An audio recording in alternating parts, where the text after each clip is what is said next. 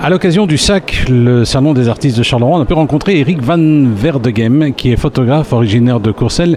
Alors Eric, quand on voit vos œuvres photographiques, on se dit qu'il y a un truc, soit que c'est Photoshop ou alors il y a une manipulation. En fait, vous utilisez pour vous modifiez votre appareil. Oui, effectivement. Donc, l'appareil que j'utilise a été modifié. Donc, on a changé les filtres pour la lumière à l'intérieur de l'appareil. Et j'intensifie de ce fait-là les rayons lumineux que reçoit le capteur à l'aide de filtres que je place devant l'objectif. On obtient quand même des choses assez étonnantes, hein. Je vois là, par exemple, c'est le beffroi de Thoin, si je me trompe. Il est plein de roses.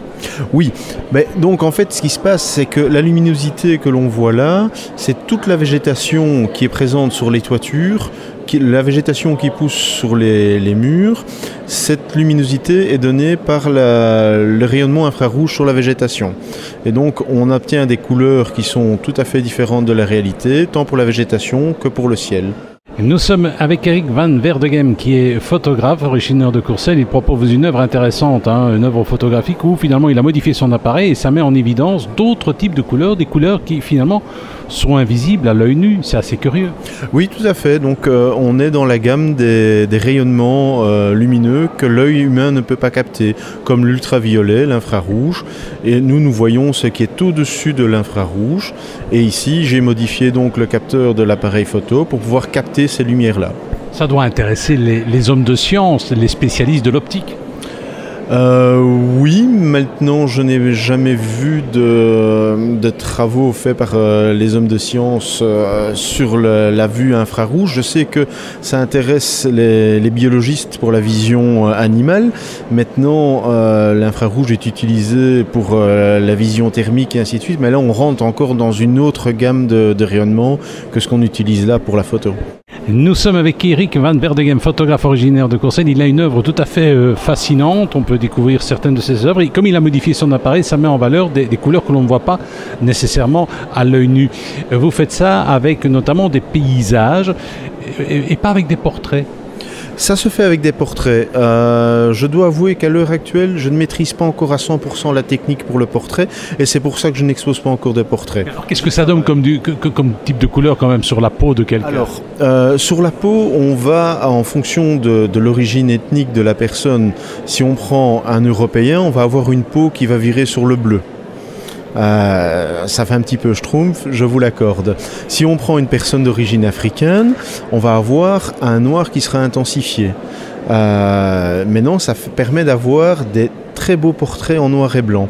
C'était déjà utilisé à l'époque de l'argentique. Il y avait des films dits infrarouges et ça permettait d'avoir des photos noires et blanches qui sortaient véritablement du commun pour avoir vraiment un ton de porcelaine au niveau de la peau.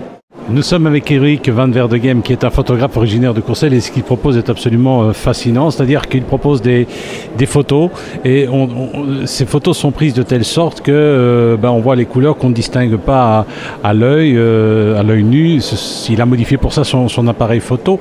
Alors cela dit, il y a quand même une vision artistique des choses, c'est-à-dire que vous tenez d'abord à ce que c'est d'abord le côté artistique qui vous intéresse.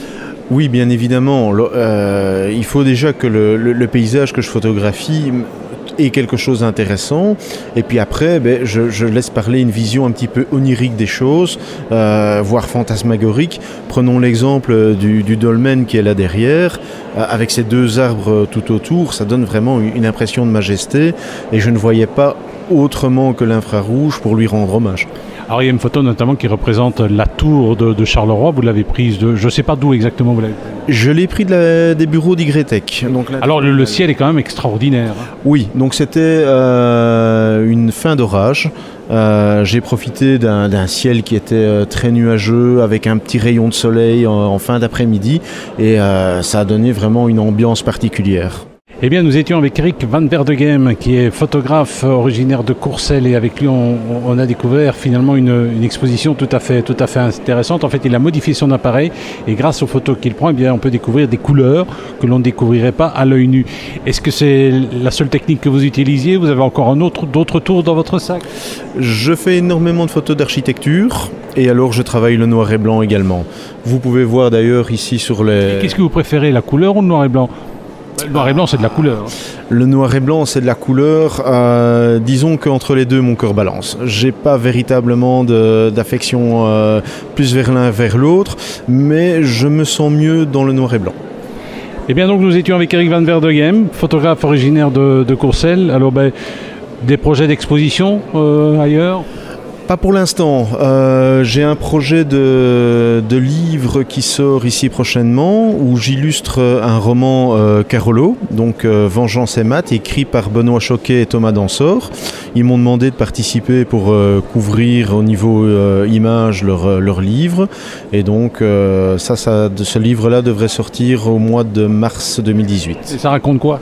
C'est un polar donc, qui se passe à Charleroi donc, et il est à 100% Carolo, donc 100% au niveau des héros et 100% au niveau de l'action.